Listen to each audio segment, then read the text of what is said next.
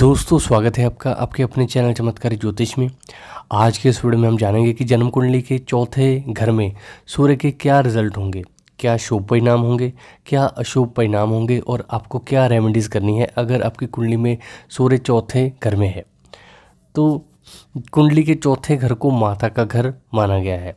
इसका स्वामी और कारक ग्रह चंद्रमा है, तो इस घर को केंद्र स्थानों में से एक माना जाता है। चौथे घर के ग्रह रात्रि बली होते हैं।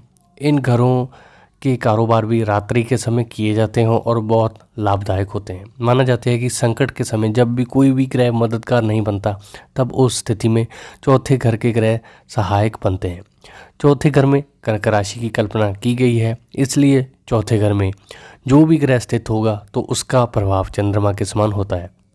लेकिन उस वक्त ग्रह का प्रभाव उस घर पर दिखाई देता है जहाँ शनि स्थित हो। अगर चौथे घर में कोई भी ग्रह नहीं होता है तो उसे वृद्ध अवस्था का माना जाता है। जब चौथे ग्रह में कोई ग्रह ना हो तो दूसरा घर बली हो जाता है। तो चौथे घर में वैसे शनि को तो अच्छा नहीं माना जाता है। यहाँ बैठा शनि सर्प की भांति प्रभाव देने वाला होगा।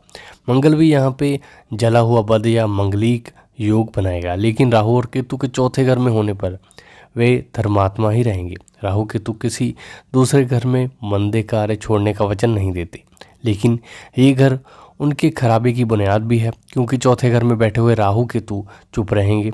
ये भी स्वाभाविक है कि उनके चुप रहने से लाभ के स्थान पर आने की संभावना ज़्यादा दिखाई देती है, क्योंकि ये एक परेशानी के दबने की नहीं बल्कि बढ़ने का असर दर्शाता है। जब टेबे में सुख घर मुख्य हो, सिंहासन अधिपति हो, तो राहु का प्रभाव मंदा हो जाता है। यदि चंद्रमा केंद्र स्थानों से बाहर हो और चौथा घर खाली हो तो चंद्रमा का प्रभाव भी सभी ग्रहों अनुकूल रहेगा। जब चौथे घर में अकेला ग्रह हो तो चंद्रमा केंद्र स्थानों में बाहर कहीं भी खराब हो रहा हो तो चौथे घर का ग्रह शुभ फल दे सकता है, चाहे वह चंद्रमा का मित्र हो या फिर उसका शत्रु हो। मंगल की कंडीशन खराब नहीं होनी चाहिए।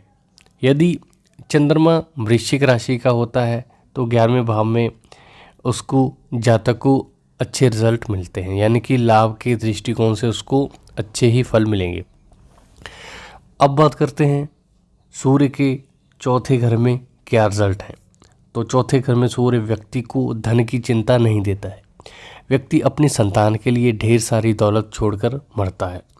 जातक शुद्ध हृदय का होता है, उदार व्यक्तित्व वाला होता है, किसी भी काम को करने में बुद्धिमानी दिखाता है और अपनी ओर से योग्यता से करता है।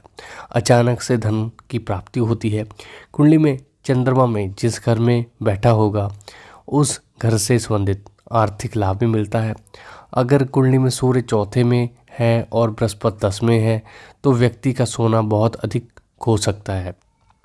तो अगर सूर्य मंदा हो तो उसके क्या रिजल्ट हैं। सूर्य के मंदे होने से, सूर्य के खराब होने के कारण व्यक्ति में चोरी करने की आदत हो सकती है। गलत चीज़ों के प्रति व्यक्ति जल्द ही आकर्षित होता है।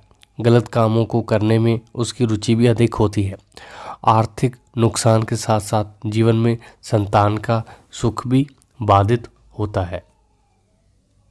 तो अगर आपकी कुंडली के चौथे घर में सूर्य है तो आपको क्या उपाय करने हैं, इसके बारे में जानते हैं। ज़रूरतमंद और नेत्रहीन लोगों को दान दें और खाना बांटें। बहन तथा बुआ के बच्चों की सेवा करें। यदि पैतृक घर नहीं है तो नेत्रहीन को दान दें।